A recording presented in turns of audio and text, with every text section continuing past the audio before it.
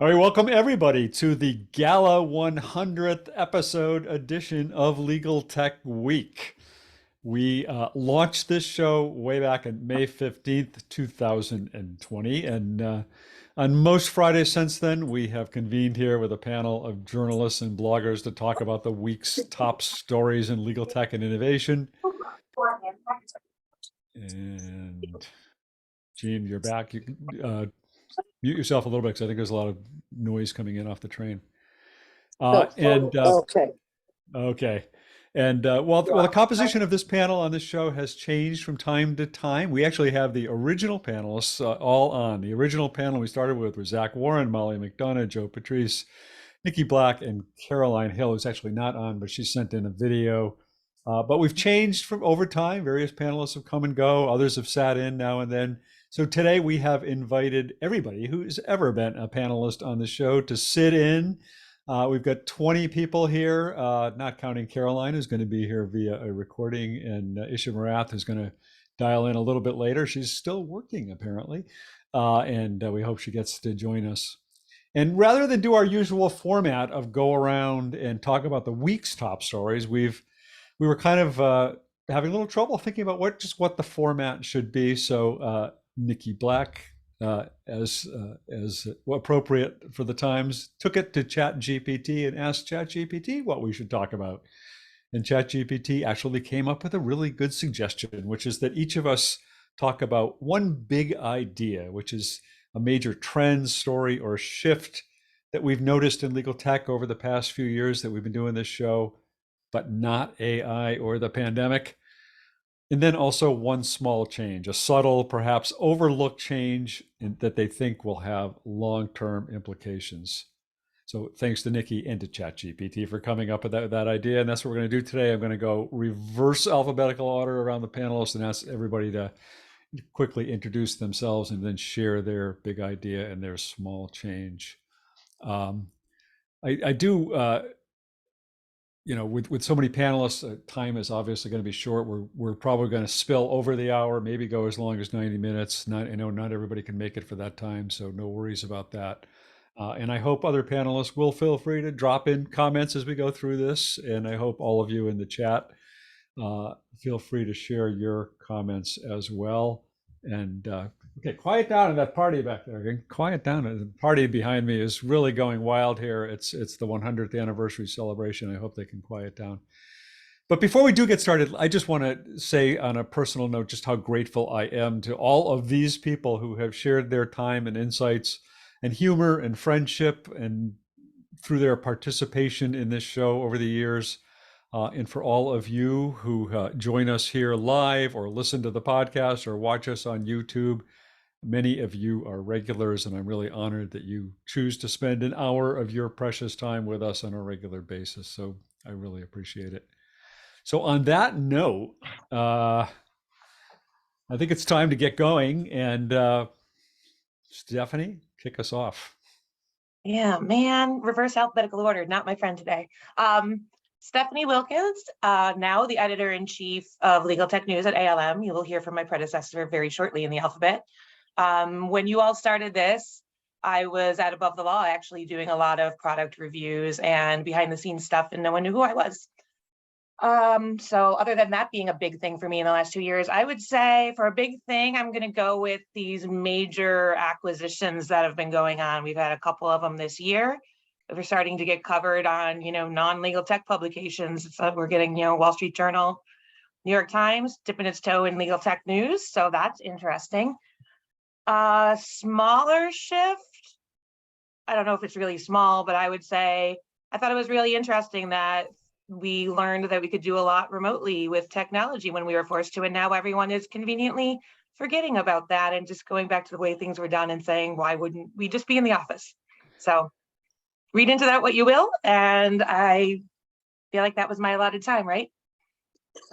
That's good. If not for remote technology, we wouldn't be doing this show. Exactly. All right, Zach Warren, you're up. Yeah. Hey there. Reverse alphabetical order does slightly well for me. I get to go second instead of first. I'm good with that. I'm Zach Warren. Like Stephanie said, I used to be editor-in-chief of Legal Tech News. Now I am the Technology and Innovation Insights lead at the Thomson Reuters Institute. My first time back on Legal Tech Week for a year, so happy to be here. Did they Thank acquire you you for for having me. $650 million? Is that right? I wish that would be nice. No, not yet. We'll see in the future. No, but big shift. So I was thinking about it and I wanted to do something a little bit older. And the thing that came up immediately for me, August 2020, the state of Utah created an innovation sandbox for the legal industry to not necessarily blur the lines between technology and law firms, but to see, are there different models out there that can be used for how to practice law? Very soon after, the state of Arizona did something similar, changed their rules entirely to allow for that.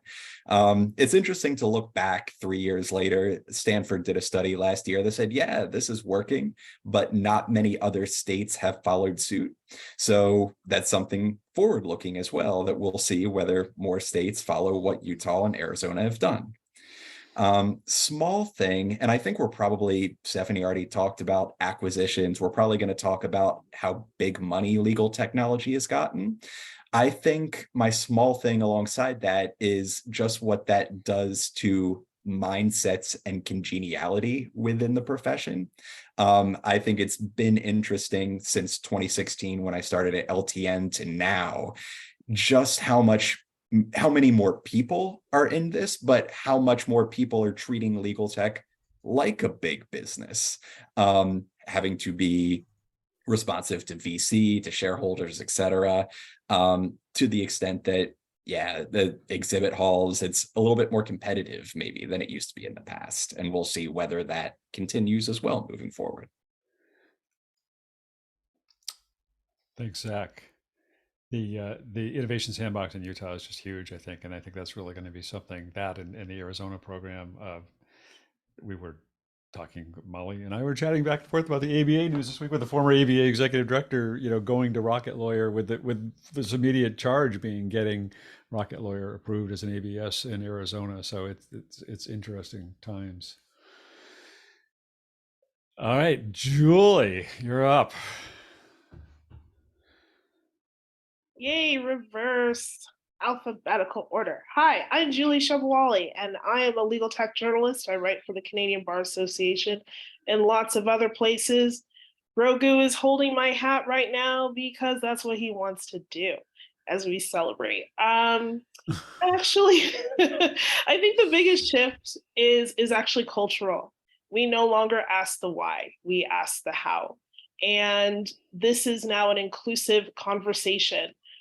When I started writing about legal tech, it was just a few of us, right? And we were just a subset of the profession. That is no longer the case. Every conference, every law school, every regulator is thinking about legal technology. This is the norm. It's gone mainstream. Even The Onion is spoofing us with ChatGPT taking the bar exam. So I think this community has grown the way that we have always envisioned from the beginning. It is now part of the profession. And I think one of the smaller stories that I think we are missing, and I hope we continue to talk about, is the diversity within legal tech. And Paladin has done a lot of great research about this over the last few years, about the need for more female founders and, of course, founders of color. And this is still a huge story within big tech. And as legal technology continues to be big in the billions, this is something that I think our profession is going to be talking about as well. So I wish I was dancing. I just look at Bob's background and I just feel like I shouldn't be sitting. But come on over. The party's just starting. No, I really love that. We no longer ask the why, we ask the how. I think that's so perceptive, and that's really such a significant change especially for, as you say, for a lot of us who've been following this area for a long time, and it's a different world right now, and that's really great. Now we get to sitting in the plaza, Joe Patrice.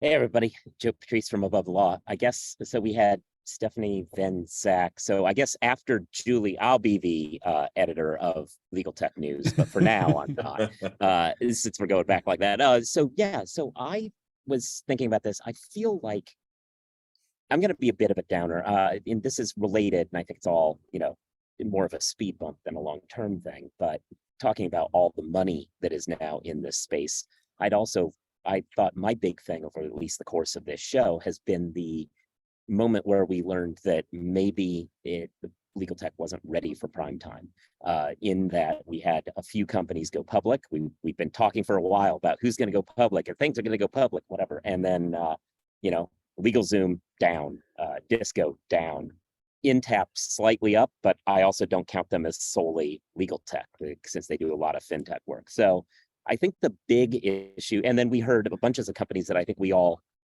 privately or publicly expected to go public, then kind of re-examined their lives and decided not to. So I think that's a big thing for me, that there is a lot of money in it, but maybe it's not money that the street is quite ready to go for on the exchange. Yeah, I think Kiwi Camera would agree with you 100% on that. Yeah, right. So other big news of the week. And then I guess the little thing I'll say is, let's just, I know it's a party and it's important to be in a party, but we should think about those that we lost throughout this. So WordPerfect doesn't go to conferences anymore. And I feel really bad to not see WordPerfect when I go places. So pour a little out for them. So a moment of silence for WordPerfect. It actually does. I still see it at ABA Tech Show. I think they still go to ABA Tech Show. See, I thought it wasn't there last year. That was like they're not here. Anyway, yeah. Steve would know, maybe. You got me. But I would put BlackBerry in. I would put BlackBerry in the same bucket. They don't do anything, but they still send me emails. When I practiced law a long time ago, the courts would only take documents on WordPerfect. I submitted in Word once and I got it returned to me because they were like, no, you gotta use WordPerfect. I'm like, I don't even have WordPerfect. The New York court still provides some of their templated forms in WordPerfect. Yeah, I practice in New York. Awesome. Mm-hmm. Awesome. All right. Well, Gene O'Grady, is your audio now working live from the Acela or wherever you are? They haven't stopped the announcements yet. Go on to somebody else and come back to me. All right. We will skip over you and go to Molly McDonough. All right. Molly McDonough. One of our original panelists. The OG. I am Molly McDonough, former editor of the ABA Journal and currently co-host of Talk Justice, which is super fun. So love being back on here. One of the things I got to talk about at the beginning of the show was access to justice. So since my big idea, Arizona and Utah has already been discussed, I'll just add another old idea that's new again, thanks to technology, which is bringing court access directly to the people through kiosks. It's been happening for a few years, but we're seeing an acceleration of that, not just in the courthouses, but directly into communities, into libraries and domestic violence shelters and homeless shelters. I think, this is a fantastic development in legal technology and increasing access. And it just reminds me every single time I write about it and think about it of the old circuit court system with the circuit writers writing in, into communities to hold court and mete out justice. So it's just, I like to see these developments. On my little thing, also in access to justice, it's a big thing, but a little thing in the shift to plain language.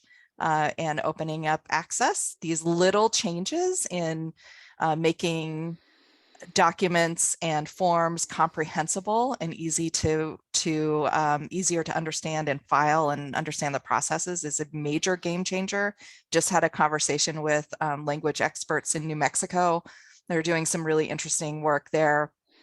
And one of the side things that they discovered was that when they implemented their new scribing program that implements a lot of plain language components, they saw a vast increase in participation from jurors who had trouble filling out the jury questionnaire in the past. So I think, the implications and impact from just plain language can be enormous. That's it. And my hat's from the Indiana State Fair. Been there, done that. Been there, done that. So, my first time at the state fair, even though I'm a Hoosier. Yeah, the plain language thing is really I can say it's a little thing, but it's a big thing, and it has been. I don't know how much it's driven by technology. I mean, it probably is in part just because technology has made publics accessible to documents and all of this so much greater, and therefore the need for having them be in plain language, I guess. But I would say, so one of the reasons it's linked to tech is because of that uniformity, the necessity for uniformity in tech. You have to go through that exercise. And when you're going through that exercise, you're making things more accessible electronically, and kind of that low level access through just making things comprehensible. sounds good. Gene, how's your situation? Well, you let me know. There's no noise right now. So I'm Gina O'Grady. You sound good. The Dewey Beast Strategic Blog. And I guess I'm going to be really quick. I guess the thing that I'm sort of saddened about is the decline or the disappearance of lower cost legal research platforms. I mean, maybe GB2 will generate a new generation of them, but we have lost some really interesting, innovative little products over the past couple of years through mergers. But the under the radar thing that I think no one is paying attention to is that as the world globalizes, Fastcase VLEX is the only large information company positioned to sell a global product, because all of the major vendors either don't have much or their offerings are completely siloed into separate business units. And I think everyone is going to be surprised when VLEX Fastcase comes out with the first global AI-driven international legal research platform. And I don't think anyone's prepared for that. I think that's really interesting, but one of the things I keep wondering is how much that matters to most lawyers. I mean, if I am a lawyer practicing in Massachusetts, which I am, as a matter of fact, how much do I care about having access to the laws of, I don't know, Afghanistan or Ghana or whatever? I mean, why does it matter to me? Well, I'm not saying that you don't matter to the big money, but the big companies that are investing in building large platforms, those are the ones who are going. I don't know that they're going for solo practitioners in Massachusetts, but the large I'm not the target information market. companies that are supporting the fight. You may not be, Bob. Sorry. I'm talking about the Fortune 500 law firms are going to, that is going to be very appealing to them, because they do have to deal with transnational regulation and compliance. All right, makes sense. Let's not press our luck. I'm getting off. All right. Well, thanks for doing it, Gina. Appreciate it. Safe travels. All right. Isha would be next, but she's not here yet, right? Am I missing anything? I don't see her there. Which means straight from direct from Burger King, Victor Lee. Actually, this is not a Burger King crown. This is just some random crown I had lying around. I actually don't we all have random crowns? I always think of the Steve Perry video for O'Sherry where he's wearing that crown and just looks really stupid. So anyway, I'm Victor Lee. I am assistant managing editor at the ABA Journal. Molly used to be my boss. Actually, she promoted me to my current job. So thank you, Molly. And this is all your fault. You could thank me because I used to be Molly's boss, and then she left me so she could go boss you. So Well, I worked at what used to be Law Technology News, now Right. Legal Tech News, for a hot minute, and I worked in the Monica Bay there. And so she always said that she and Bob basically started this whole beat. So yeah, thank you to you both for that. That's pretty much true. Yeah. I guess for me, the big thing, kind of looking at sort of how we've talked a little bit about how technology has helped with our transition from a world where we all had to be in an office for, a definite amount of time, 5-6 days a week or whatnot, to now where we can do the job from pretty much wherever we want, as long as we have a stable internet connection and whatnot. But the effect that's going to have on sort of like law firm culture and law firm retention, that'll be interesting to see that going forward. I think it's going to be a huge, and I talked in a podcast episode I just did this past week. I talked to a consultant about that from HBR.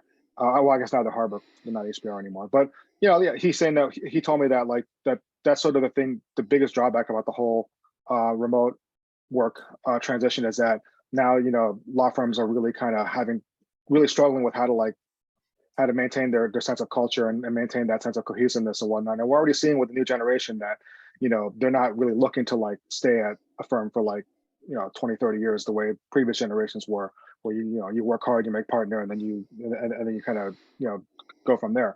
So it'll be interesting to kind of see if I imagine there's already been a lot of movement in general, especially of the last few years, but whether this trend contributes to even more kind of the breakdown of the traditional kind of law firm culture and retention policies and things like that.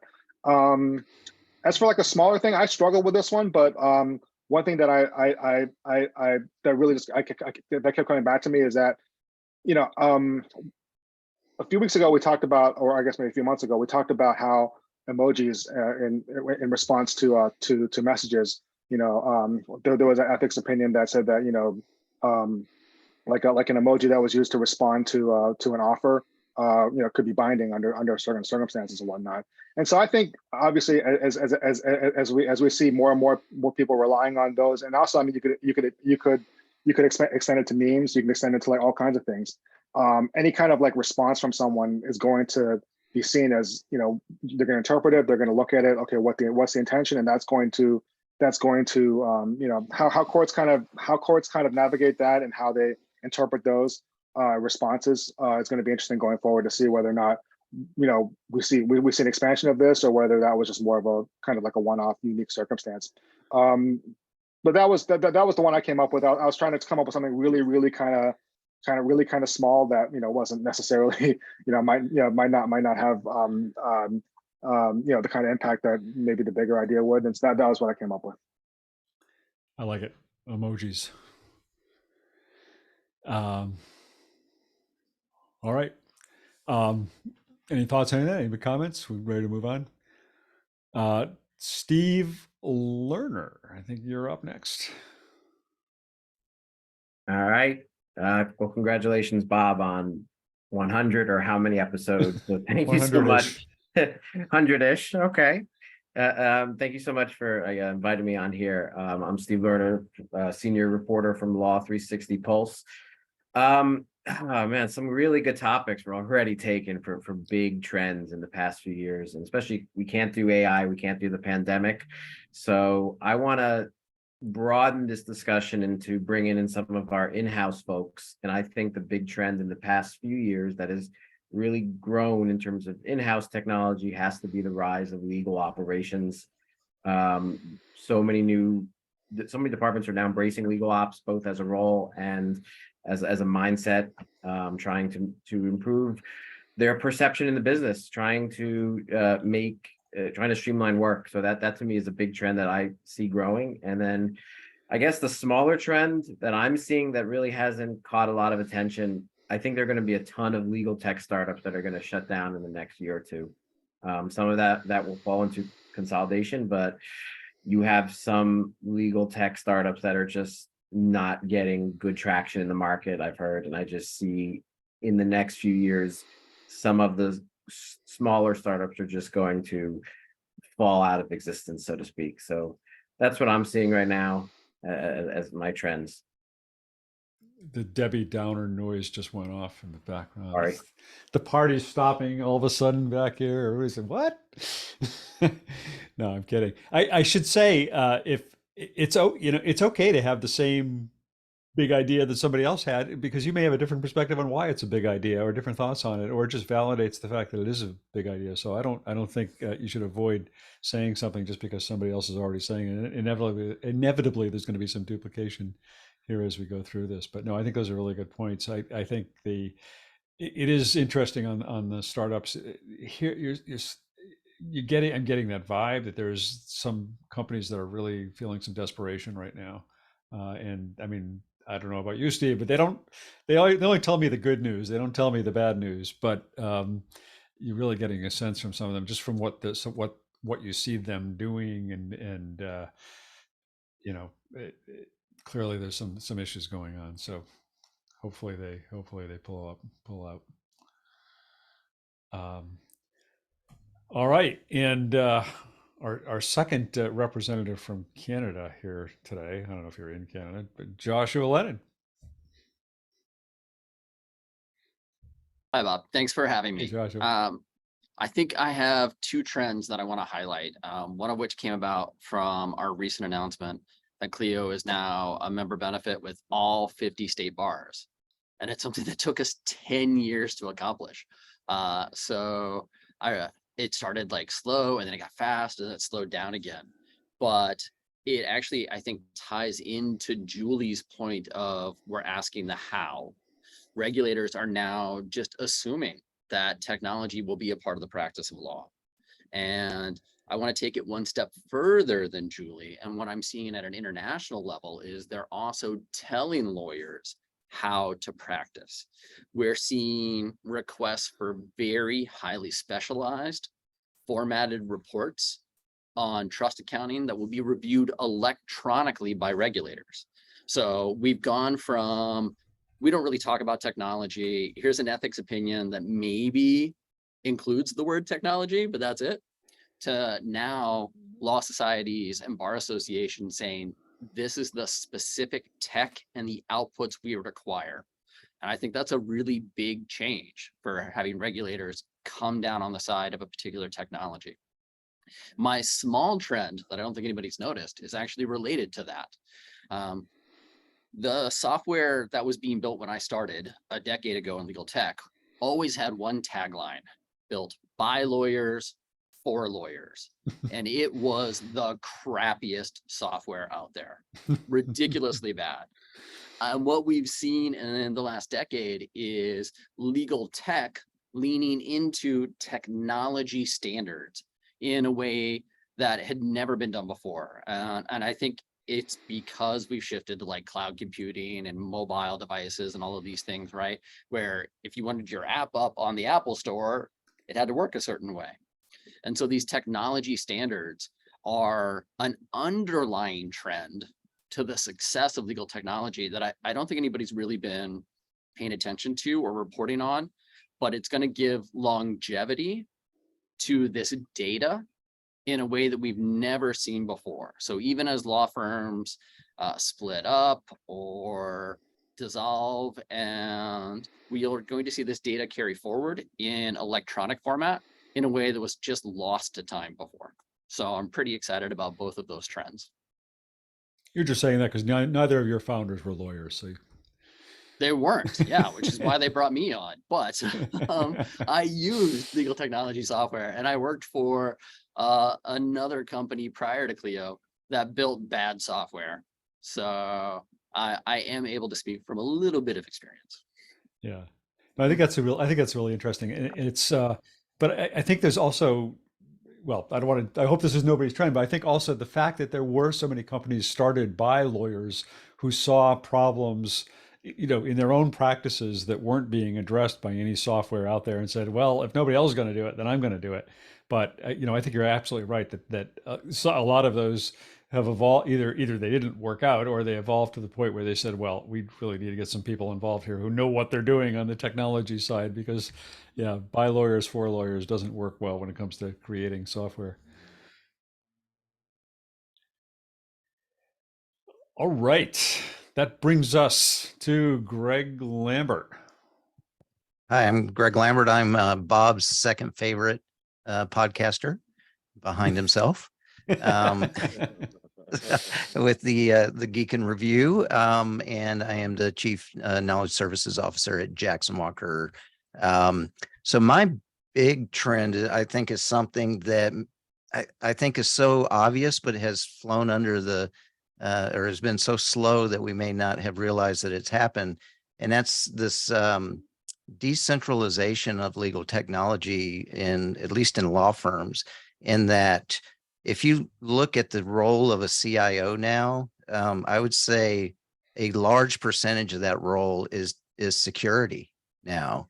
And so a lot of new roles have sprung up because the responsibility of making sure the network is running and secure and your data is secure has become so massive that you now have chief technology officers, you now have chief innovation officers, you now have chief strategy officers, all of these different roles now, and technology coming into and being tested in areas that are not necessarily IT anymore. So I think that's something that we may have not kind of seen because it's been such a slow movement. But I think because of that, it's opened up a lot more technology uses within the firm, because you're not just having it funneled into one part of the firm.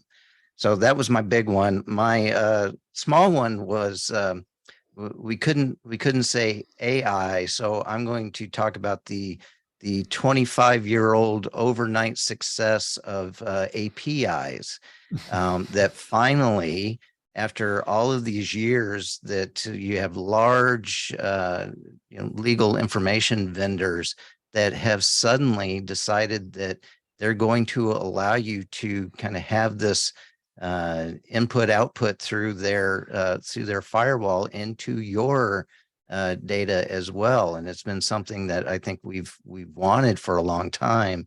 And it's just, my guess, cloud technology, remote working, all of the things that have happened have kind of catapulted this long-standing technology into finally being used by some of the big vendors.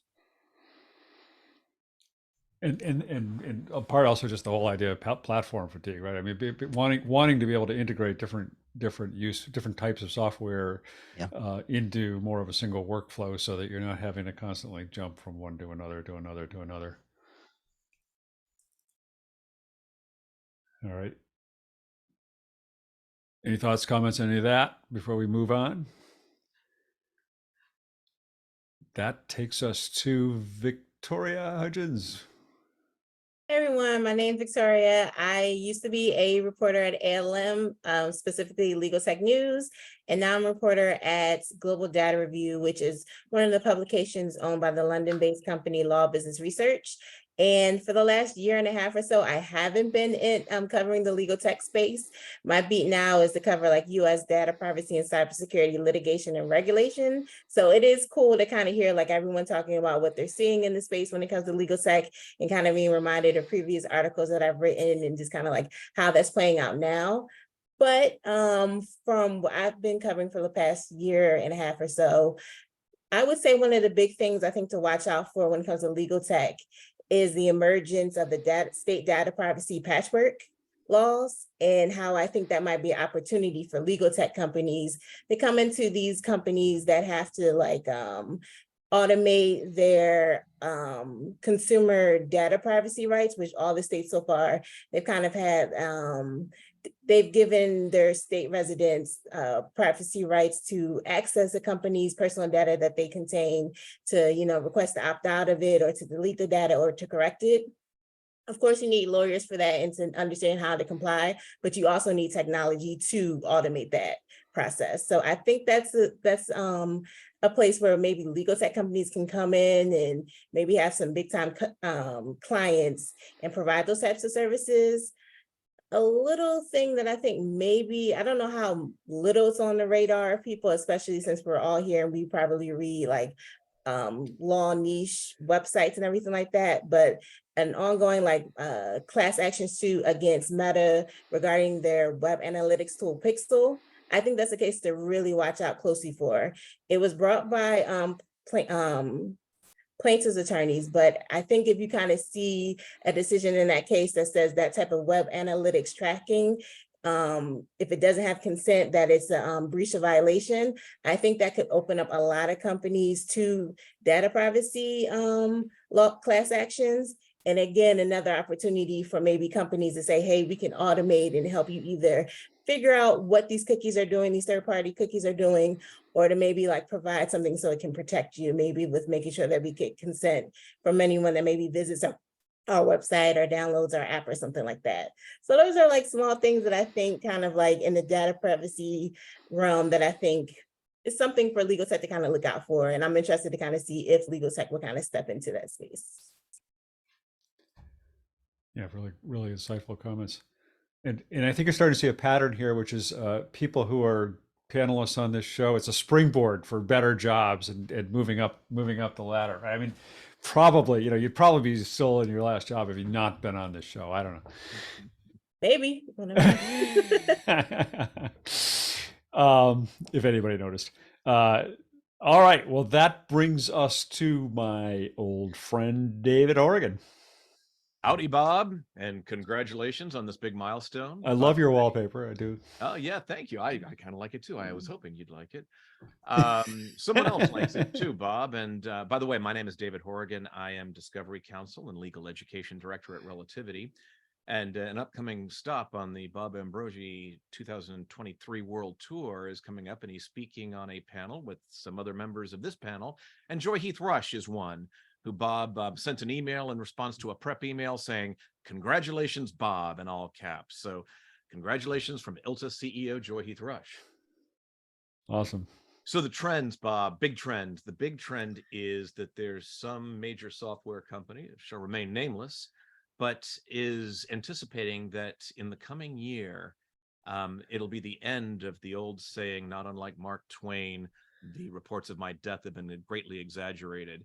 We've been predicting the demise of email for generations now, I suppose, and email keeps plugging right along. Well, this particular software company is anticipating that within the next year, instant messages, other forms of communication will in fact pass email. Finally, after all these years of predictions. So that's the big one. The little one, Bob, and it should be something that's important to most people on this program because you're all journalists. And we're all one big happy family here. That's why we should be all one big happy family, aghast that the Oxford comma is slowly going by the wayside. The serial comma has been the friend from writers and demanding clarity from us all for years and years, Bob. And now the anarchist new generations are letting it go by the wayside. And if I could close off with you, Bob, quoting the Chicago Manual of Style, advocating for the serial comma, said, if you had a book dedication to my parents, the Pope and Mother Teresa, without the serial comma, you have got a theological major incident. But Bob, congratulations, allowing me to be part of this, and have a wonderful weekend and stay safe in the storm. David, you were once an editorial employee working for me at ALM, and if I ever let you use a serial comma, then I regret having done that because I'm staunchly opposed to the serial comma. And I go with the Associated Press on that one, but what are you going to do? Well, Bob, very you're much right disagree. on that one. And Bob, I feel like we would all have really strong opinions on this. I'm very curious, but yes, I'm with you, David. Can we get a show of hands? Who's in favor of the Oxford comma? Hands up. Oh, very interesting exclusions here. It's redundant. You've got a conjunctive. You don't need a comma. Likelihood of confusion, Bob. But remember our old friend Charles Carter from our National Law Journal days. His saying was, "David, do you know how many trees have given their lives for the serial comma?" And perhaps it's a throwback to a bygone print age, but that's when we had print days, yeah. Yeah, so the environmental argument, Bob, I might stick with that one. All right. All right. Well, I for one will continue to pray for the death of the serial comma. And Isha, so glad you were able to make it. Thanks for joining us. Thanks for having me. Yeah, we're going in reverse alphabetical order, which means we actually already passed when you would have gone. But I'm not going to call on you right away because that would be cruel and unusual punishment when you haven't. Well, I did it for Stephanie, but that would be just stepping in. It won't be fair. And actually, who's the one who's up next is Caroline Hill, who is not here. But Caroline has sent me a little video, so I am going to try and play that. And hopefully this works. So let's see if we can get Caroline's video going here.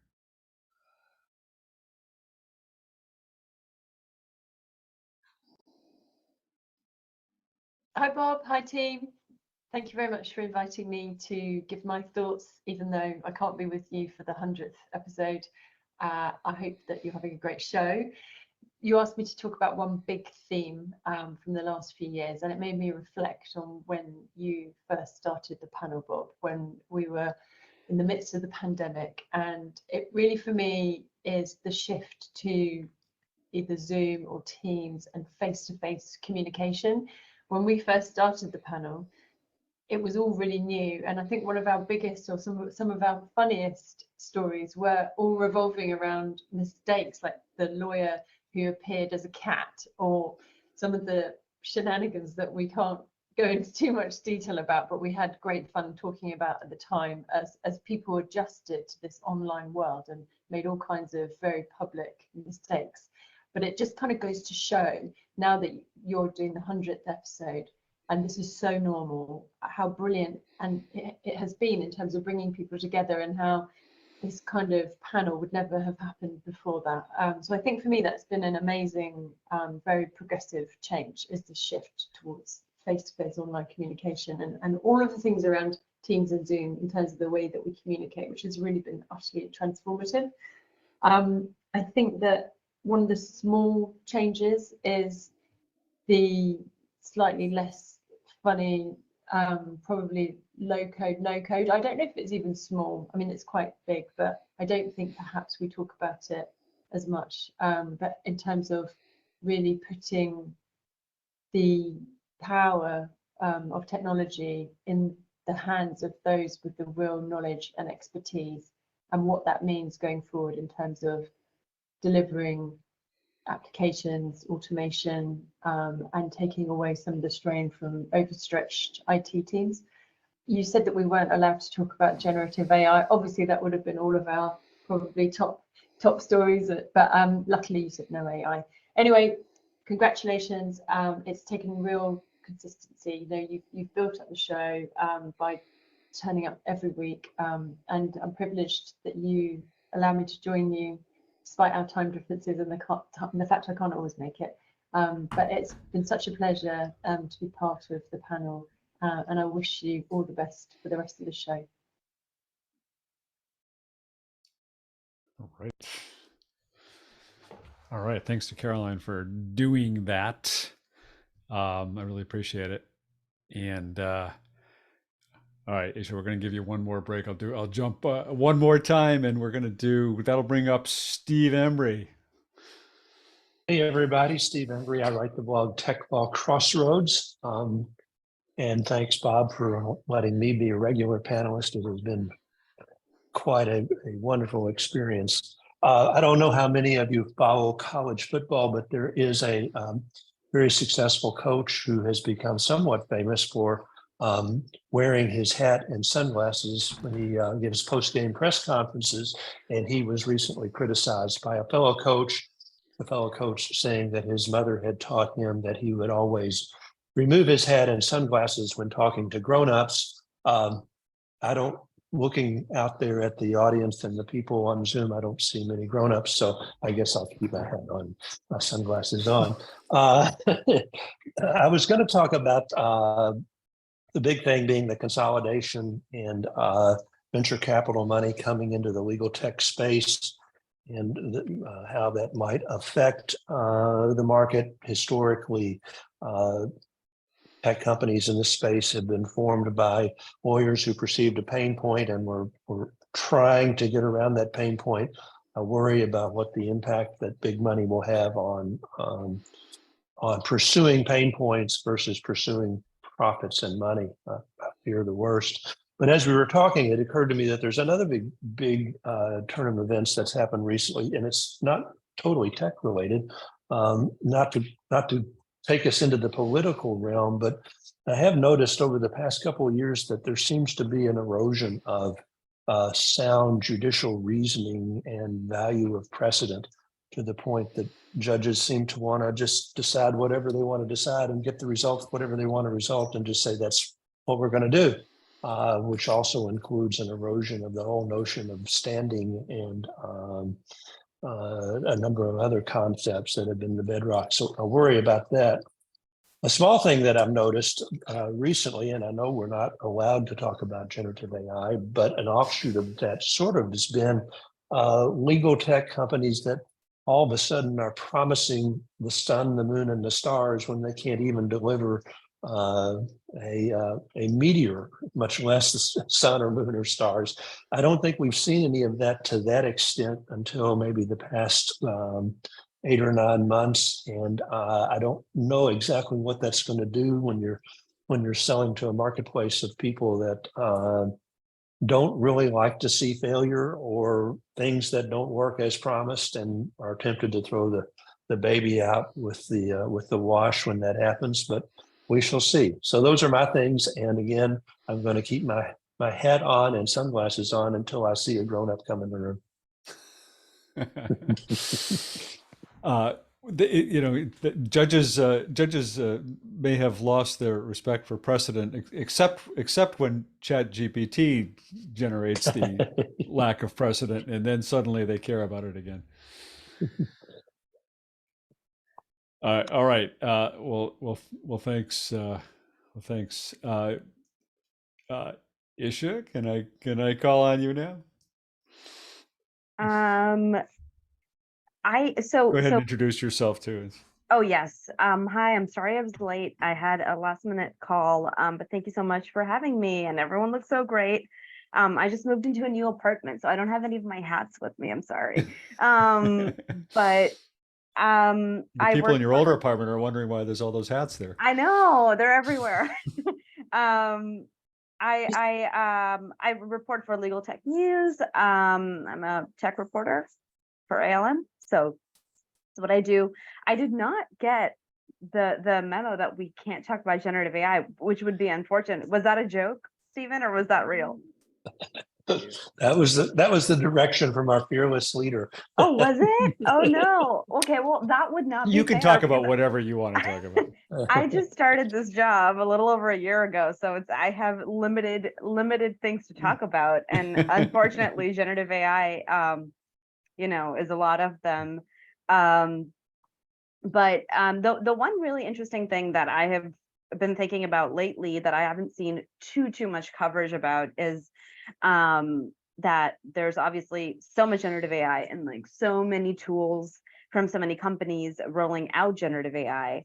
But at the same time, because of the privacy risks and the real issues with the technology, there isn't too much data out there to train them on effectively for the legal industry.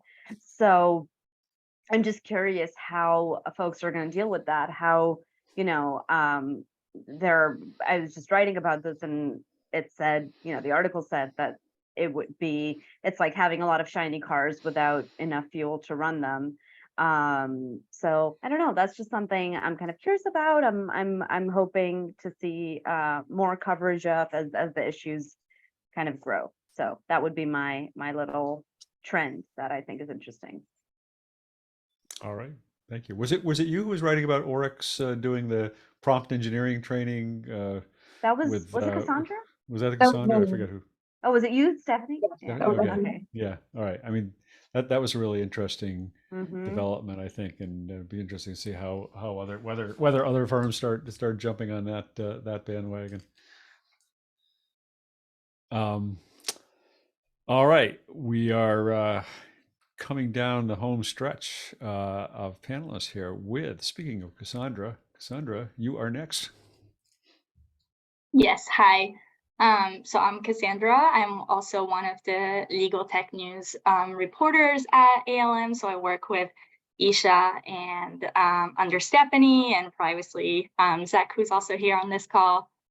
I also haven't been a part of this industry for a while. I think I'm coming up on a year and a half, so I may not have as much of a big picture as some of the people on this call do. But I will say one of the interesting shifts that has happened in the time that I've been in this job is just how much attention e-discovery disputes and mistakes have gotten in, journal news and with those audiences. I think just in the time that I've been in this job, there was the Alex Jones trial, there was the January 6th committee. Lately, there was the debates about picking a date for Trump's trial and the Sharpie incident. And I think all of these are really sort of opening up that niche area of legal tech, which I think is great. I mean, if you just look at the amount of webinars and trainings that follow these incidents and these big articles, I think it's just making the industry so much smarter and stronger. And I think that's probably going to continue going forward, which I think is great. And that's an area that I'm really interested about. So I think will be interesting to follow going forward. For a small change or something a little overlooked, I don't know if it's as much overlooked as maybe it's just been drowned by all this noise of generative AI, which shall not be named on this call. But and Jean touched on this a little bit, but I do think that the conversations around accessibility and pricing are starting to slowly creep back up. And I don't know that generative AI is necessarily bringing good influences on that. And I think it'll be interesting to see going forward how the industry adapts to make sure that all of these players get access, to legal tech and get access to these advancements. So I'm curious to see, how the industry is going to target to all the players and not just the whales, for lack of a better word.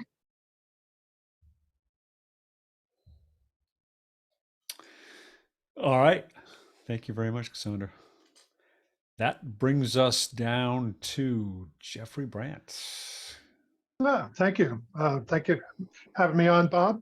I am Jeffrey Brandt. I am the editor of the Pinhawk Law Technology Digest. My day job is the Chief Information Officer at the law firm of Jackson Kelly. Thanks for having your wall painted, by the way. I really like that. Thank you. My big trend, I think, I'm a big believer in people, process, and technology. And so I'm going to go with the first of that, and that's the people. The growing trend of getting data scientists from outside of legal, the hiring of AI people, which is not generative AI, Bob, so it counts. I can mention that part. And I think if you go back in the industry, and unlike Cassandra, I'm the opposite of Cassandra. So I predate the first CIOs in law firms. And every time you have a major role taken on in a law firm, you see that subject area really take off. CIOs, CKOs, CISOs, and now data scientists and so on. I think we are preparing for the generative AI and big data and things that we haven't really in the past. So I think that, to me, that's the big trend, is yet seeing that role being staffed out and knowing that we're going to take off with that. On the smaller trend, I guess, cue the Debbie Downer music. Zach talked about mindsets, for example. So to kind of go a little bit on that, inside law firms and the major user groups and associations and so on, starting to see like a splintering. As we go into law firms operating more as a business, people are more and more protecting their intellectual property, their ideas as strategic. And so there's starting to see some cracks in terms of how much sharing actually occurs in some of these areas. So is it a result of being run more like a business. I know that some people that I've talked to for decades about different ideas and things that they're doing, are now saying, oh yeah, I'm kind of strapped on that. I'm not allowed to talk about X, Y, or Z. So that's my big trend and my little one. All right. Finally, we got the sound effects. Where's Joe Patrice when you need him? All right. That brings us to Niki Black, one of our original panelists who's been doing this show the whole time. Niki, what do you got? Okay, well, hopefully this goes smoothly because 2 seconds ago my internet cut out and I'm now using the data from my phone. The second time this has happened today. Of course, it happened right before it was my turn. I'm the one with the hurricane outside the window. I know, right? I don't know what's happening. So my name is Niki Black. I am the head of SME and external education at my case and LawPay.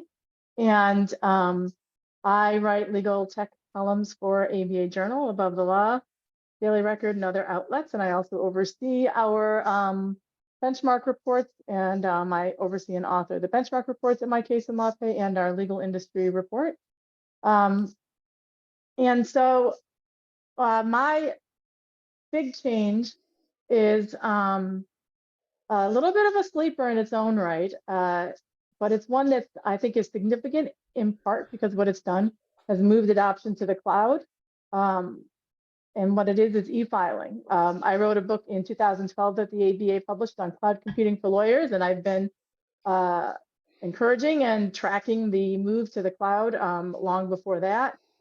And e-filing, in my opinion, is a big sort of sleeper change that has had some interesting effects. And so in order to sort of explain why I think this isn't so important, I'm going to use a local curmudgeon lawyer that Bob met when he spoke here at our first solo and small firm conference. I'm just going to call him a curmudgeon lawyer to protect innocent parties. When Bob spoke, this lawyer said, I'm never using technology. I have no need for that stuff. And that's how he's always felt. I think he said he'd go to his grave before he ever used it. Right. Yeah. And he penned, I've been writing for the Daily Record here locally since about 2007. And I initially started writing about social media for lawyers right after I was writing about blogging. And he actually penned an article in response to one of mine, this lawyer, saying it's a bunch of hogwash, social media is stupid, and lawyers are never going to use it. Fast forward to a little after Bob visited during a solo and small firm meetup, and this particular lawyer said, I started talking about e-filing, and he's like, I hate e-filing. Fortunately, there's the idiot affidavit. I can file an affidavit with a court that says I don't know anything about technology. I can't use this stuff and still file my papers the regular way. And then the pandemic happened. I know it's a no-no. We're not supposed to talk about it. But once we all went remote, it already pushed people into having to e-file because it was the only way they're going to get their cases filed with the court at that point. And what is really interesting to me is there was already a push towards e-filing before that. We all know it's a horrible system. It's decentralized. Everyone's using these websites from 1995 through the courts, but lawyers are being forced, especially since the pandemic, to e-file. What does that cause them to do? Create digital documents, which they then have to store somewhere. They either need a document management storage system or law practice management software to store it in.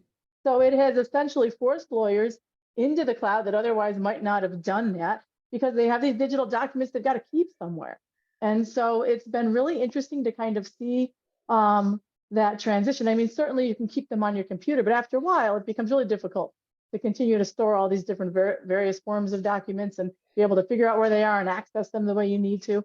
So it's been really interesting to me how e-filing has really started to force lawyers into the cloud, I think, in a way that no one's really paying attention to. So I thought that that one was a significant change. And then for the small change, I'm a criminal defense attorney at heart. I was a public defender at the beginning of my career, and I also practiced criminal defense subsequent to that, and was also counsel to a DWI defense firm. I even co-authored Thomson Reuters' book, Criminal Law New York, for a decade about the substantive New York law. So it's still really at my heart, and I love the intersection of law and technology and constitutional rights, especially the Fourth Amendment. And so for this one, a very small change that I think is having a significant impact both for data privacy issues and also constitutional right to privacy issues is biometric access to devices. It used to be passwords, and now that we've transitioned to biometric devices, first it was thumbprints, now it's facial recognition technology to open your devices. My laptop now has a thumbprint biometric device to open it, and that happened a few years ago. What's happening because of that is pretty significant. First of all, the tech companies now have our biometric data, and we're not quite, who knows what they're doing with it, because who's reading the terms of service that we all just click through. That's pretty alarming that they have our data. And so that in and of itself can be problematic, both just the fact that they have it, and also the government could potentially subpoena or obtain warrants to get that data from them should they need it for some reason. And then the other issue is for criminal defendants or people who are being investigated or accused of a crime. It used to be, all the constitutional case law said you couldn't force them to provide their passwords. But with biometric data, the constitutional analysis is completely shifted. And they say that that's not something in your head that they have to get access to. It's not thoughts. It's just, your thumbprint or a facial recognition scan that they can also get off of your license if they really want to. So it's really interesting how that very small shift that you don't necessarily think about too much. I know as lawyers, we think about it more than other people, but has really had significant impacts and will continue to in the future. So those were my two selections. And I can't wait to hear what the remaining ones are from the rest of y'all. Thanks, Nikki. I think the insight about e-filing being a driver of lawyers using technology and going to the cloud is really an interesting one. When you think about it, it's true. I mean, necessity drives adoption, I guess.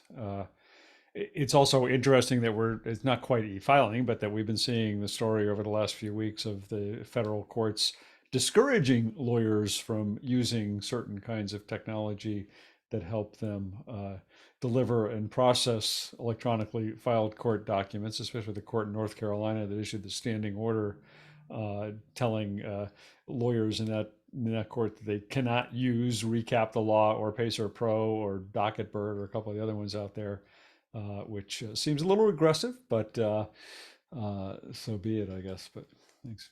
I just realized I forgot the most important part of that story about my curmudgeon lawyer. Do you mind if I just finish the story? That actually would have made the reason I told. Sorry, you gotta wait till our 200th episode now.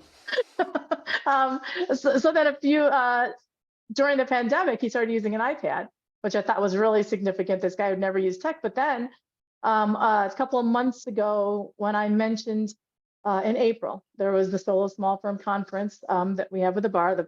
Bob spoke at the very first one. And during that, I mentioned during one of my talks and also in comments during another talk about ChatGPT. And this guy was in front of me when I made a comment during someone else's talk. And he said, wait, what's that thing called? And he started writing it down. So I thought it was really interesting that this curmudgeon was now interested in what ChatGPT was. So there was a reason I brought him up, and I just wanted to make sure y'all didn't think I just brought him up for no reason. So thanks. All right, well, thank you. And that brings us down the alphabet to Doug Austin.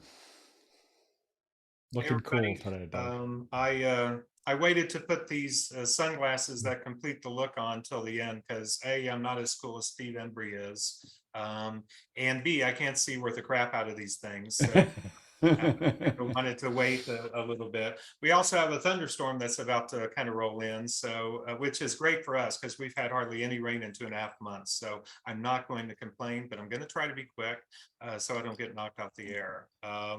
I am editor of eDiscovery Today, so my takes are eDiscovery oriented, as you might think.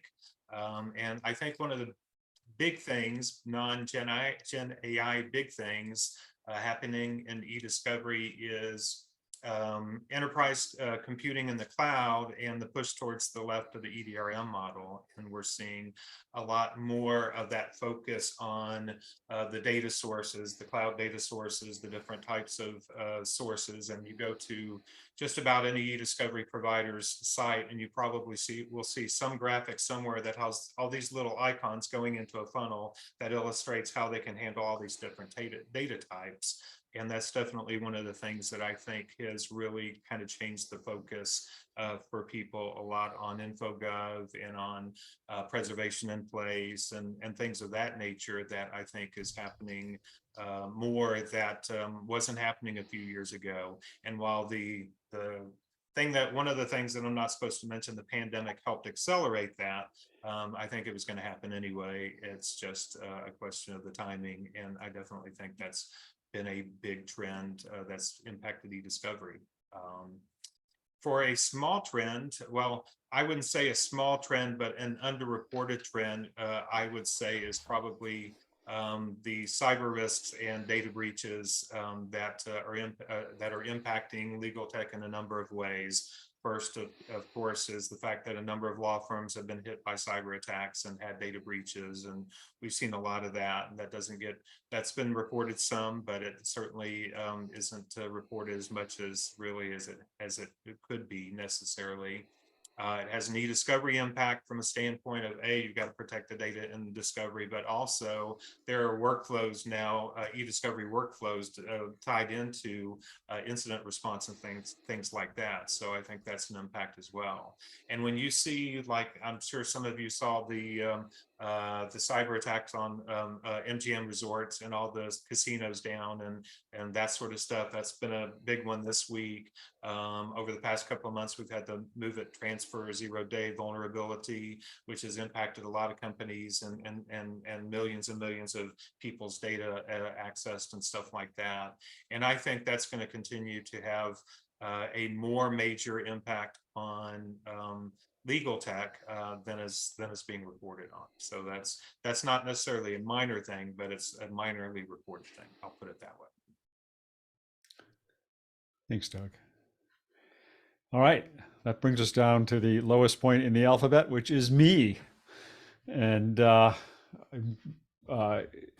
me, my guess my big idea, what I've seen as the big trend does have to do with tech competence. Molly just mentioned this in the chat, but I mean, for more than a decade now, I have been following this issue somewhat zealously after the ABA adopted the duty of tech competence in 2012, was it? Watching as the different states have adopted that duty, you know, in my own writing on my blog, trying to promote what I saw as the critical importance of tech competence for legal professionals, congratulating states that did adopt it. It has seemed like a slow slog, but I think kind of building on what Julie said earlier about we no longer ask the why, we ask the how, and Niki's story about the dinosaur lawyer up in Rochester. I think the fact is that we have actually made significant progress in this area, and maybe disregarding what Molly just said in the chat. I mean, I feel that there really has been a very tangible and noticeable shift over the past few years in the level of competence across the board in the legal profession. And yeah, no doubt this was driven in part by the pandemic, but I really think the gears were kind of already in motion for this to happen before the pandemic started, and that ball just kind of kept rolling forward, and that as technology has become more pervasive in law practice and among lawyers, they've basically had little choice. It's sort of what Niki was just saying about e-filing. I mean, you really kind of had no choice but to learn to use it. And so I think that's a good thing. I think we are seeing significant progress in that area, and we'll continue to do that. My small change, and I'm not sure it's exactly small, but I think it's just this perception that we've been seeing for a decade now of the continuing kind of ascension of the client, the more and more important role played by client in driving what they expect from their law firms or their lawyers or their in-house legal departments. I think we've seen, the last few years, we've seen books come out, Jack Newton's book, The Client-Centered Law Firm, Jordan Furlong, Law is a Buyer's Market. I think those are onto something. And I think that it used to be that the legal profession was a profession in which lawyers essentially just told clients how things were going to get done and what they were going to give them. And over the past few years, we've seen that shift 180 degrees so that clients are very much more in control and calling the shots. And so I think that's an important change that's going to continue to drive the future of the legal profession. So those are my thoughts. All right, we're out of people. Any closing thoughts before we wrap this up? Is there anything anybody was really surprised that nobody did bring up that they should have brought up? We forget anything here? Well, one thing I would have, if I actually had thought longer about what I was going to say and didn't go first, I would have also raised the point of, I think it's just really impressive, is more forward looking that technology, and this kind of is on generative AI, sorry, but technology is now advancing enough that it's raising issues of whether or not could be unauthorized practice of law, UPL. So I think that just how that shakes out again is going to be a bar association question a lot, but I think the fact that we've gotten there is an impressive thing for technology. Yeah. All right, and just seeing the chat, there was a disciplinary case in Massachusetts based on tech competence. It was just a verbal warning or something like that, but it wasn't a disbarment. But there was a reported case in Massachusetts dealing with tech competence. Well, thanks to everybody for doing this today. And sorry we went a little bit long. Appreciate everybody for hanging out this extra amount of time. And we will see a lot of you. The faces I see here, we'll see back here on this show in the weeks and months and maybe years to come. And to everybody in the audience, I really appreciate all of you for making this fun through the chat conversation and coming back week after week to engage with us. So thanks to all of you. I guess that does it for this show. And we'll be back again next Friday with a regular show, and see everybody then, and everybody stay safe and be well. Congratulations.